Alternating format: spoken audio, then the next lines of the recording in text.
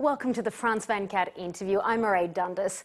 Now, my guest today hails from somewhere that's often described as a paradise, an archipelago of 115 islands nestled in the Indian Ocean. With a population of 90,000 people, it's already the smallest African state by area, and yet its landmass is constantly threatened by rising sea levels brought on by climate change. I'm of course talking about the Seychelles, and joining me today is President James Michel. Thank you very much for being with us. Thank you. Mr. President, can I ask you simply, are you fearful that if the world doesn't act on climate change, that your home, your country may one day disappear? I am very fearful, as well as all the other small island states are fearful, because climate change is a reality.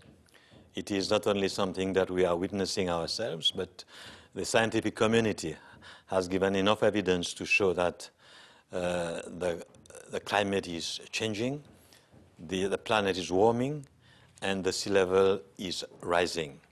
And we are seeing these effects almost daily at home. We see our coast being eroded. We see the migration of fish.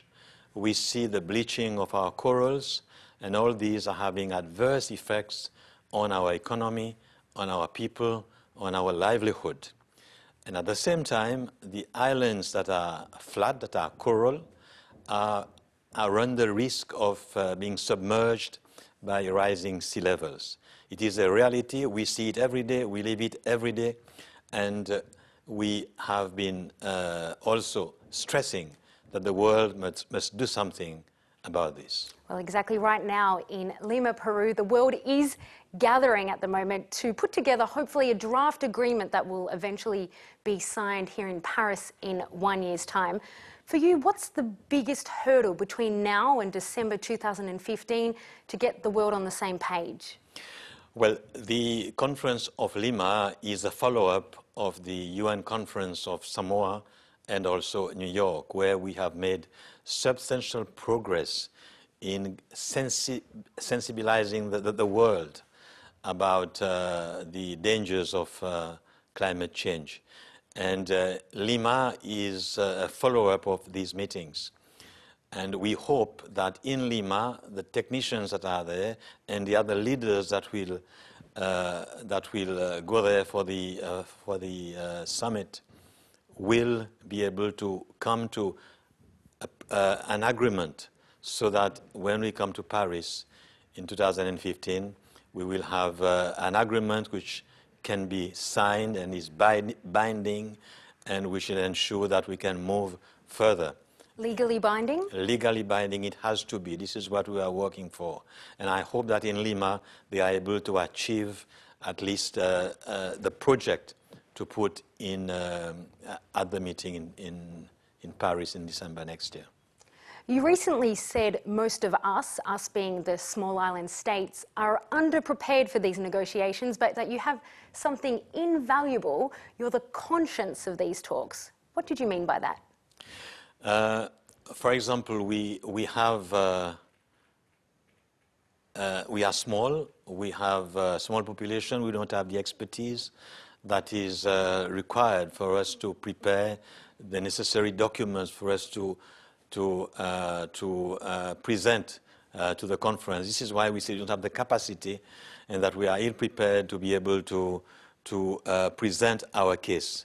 And this is why we have appealed to international organizations, to our partners like France, for example, to help us with experts, which will not only serve Seychelles, but will also serve the other island states in preparing the necessary documents for us to prove and to show that there is a need for the small island states to be protected. And when you say conscience, do you mean an element of guilt from the other countries? No. When we say we are the conscience of humanity, the conscience of the world, it means that the small island states, as a people, we are in danger of losing our country.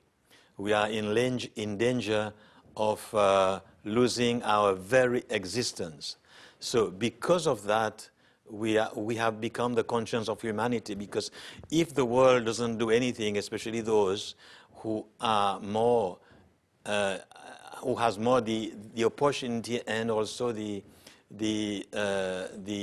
capacity to do something to help our planet, then the small island states will disappear first before the other big states are affected as well.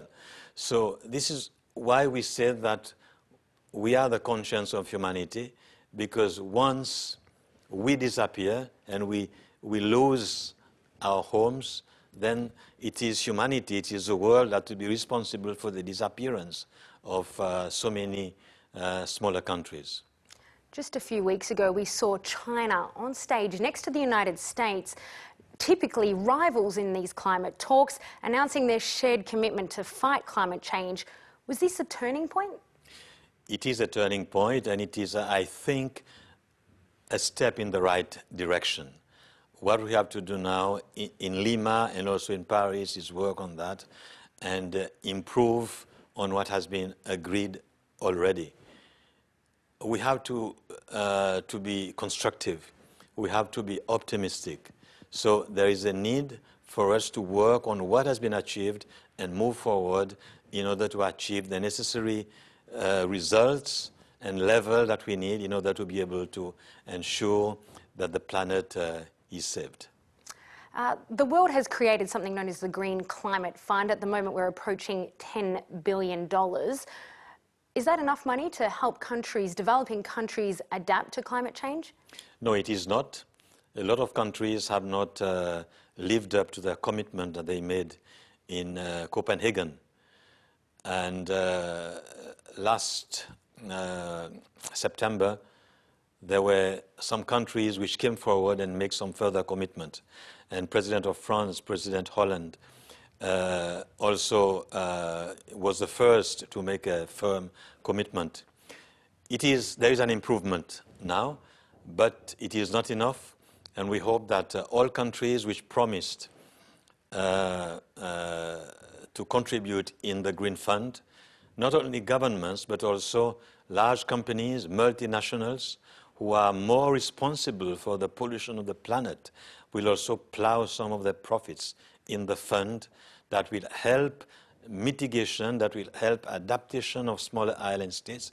At the same time, help them to become more reliant on clean energy, on green energy, so that then they also will be able to pollute the planet less, because it's a shared responsibility. It's the big countries, the small countries, we all have to do our share. But where the big countries can do what they can do, which is more than we small island countries can do, they should do it in order to arrive at solutions that can save the planet. That touches on my next question. Traditionally, we've seen a clear distinction between the so-called rich industrialized countries, those historically responsible for climate change, and the developing countries seen as most affected. Today, we should see the world as everyone as part of the solution and not just be naming and shaming countries that are not doing good. Is that what you're saying? Yeah, definitely, because whether it has been done on a large scale or a small scale, we are all responsible. Therefore, it is a shared responsibility. And it is our shared responsibility also to resolve the problem together. This is why I have always said, let us not point fingers, but let us work together in order to ensure that we come to concrete solutions, that is a legally binding agreement that we can all accept and work together to be able to ensure that there is a reversal of the problem of the warming of the planet. And just finally, do you genuinely believe that you'll be here in 12 months signing a global treaty to fight climate change? I am always optimistic, and I think that the world is finally realizing that the Earth is our only home, our planet. If we don't save it to be able to continue living on it, we will have no home and no planet to live on. Thank you very much for your time, Mr. President, and thank you for watching France 24. There'll be more news shortly.